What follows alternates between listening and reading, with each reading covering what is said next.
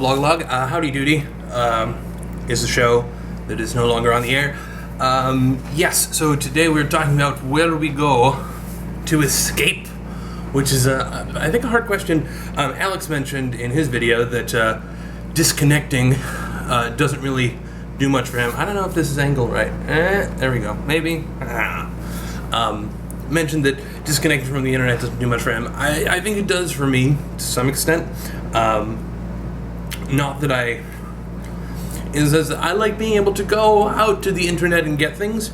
I don't like being reachable. Usually, if I, leave my phone or the internet on, probably once a day on the weekends or in the off hours or whatever, something will break or someone will send an email. It's like, oh, I can't figure this out. You have to fix it. And so it ends up kind of eating into that time. So disconnecting helps me out a lot as far as escape. As far as places go, I don't really know. Alex mentioned something about how vacations kind of don't do that for him much anymore, because now that he's older, he travels and he goes, okay, I'm in a place, I've got to explore this place, I've got to make the most of this place. And it brought up an idea that I thought about talking about, and then there was a great video on PBS Idea Channel about it, looking at forms of entertainment and how they can become work and obligations that we have.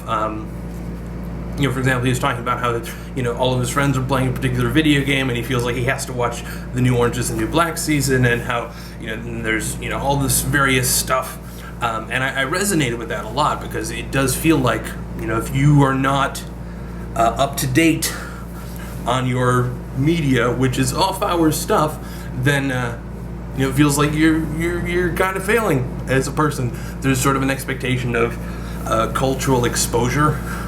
Which is not to say that Orange is the New Black is culture. I guess everything's culture. But it's not like, oh, good, you've read Hume.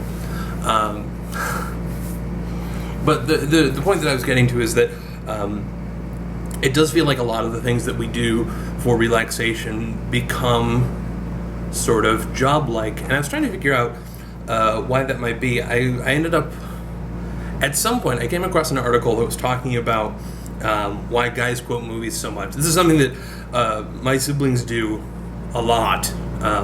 We will intersperse quotes from TV shows and movies and stuff, and we will judge each other based on how apt the quote is and what it is a reference to.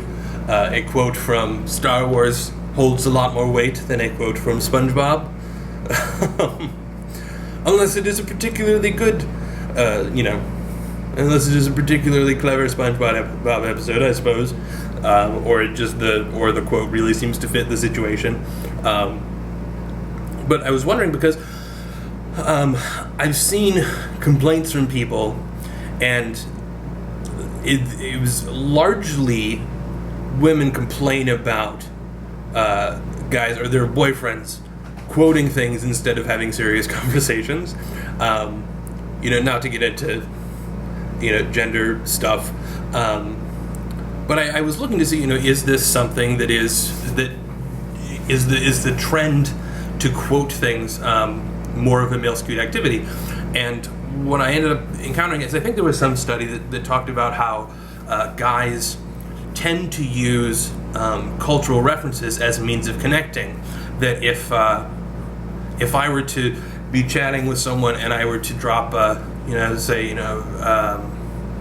wouldn't say that I've been missing it, Bob. These quotes don't work out of context, but that if I make a quote from something that is, somewhat obscure and somewhat clever and fits, then the other person goes, hey, that person knows and presumably likes the stuff that I do too. That's a cool dude. Whereas women are more likely to have conversations about, who they are.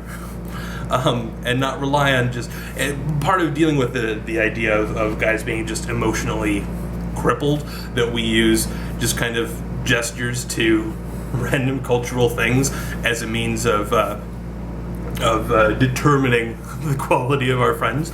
But I think this kind of plays into that, in that it does feel like if you do not, if you drop off the face of the earth and are not culturally aware, then all of a sudden your ability to make friends is severely hampered. Like, imagine if you had never watched Star Wars, and now there are people who haven't watched Star Wars. That's not a great example anymore, I suppose. But when I was a kid, that would have been a huge, huge, huge problem. You would have. So there is kind of this onus to say, okay, we've got to, invest in, studying this stuff, which is all, I guess, kind of a tangent. I don't know that there's necessarily a place that I go to just escape. I don't know that there's necessarily things that I watch or read or whatever to escape. I feel like there isn't time to escape. And I wonder how much of this is just a U.S. thing, that, even when you are not working, you are, there's still kind of an equivalent amount of stress. But maybe that's my own personal experience. Maybe it's a New York thing. Maybe it's a U.S. thing.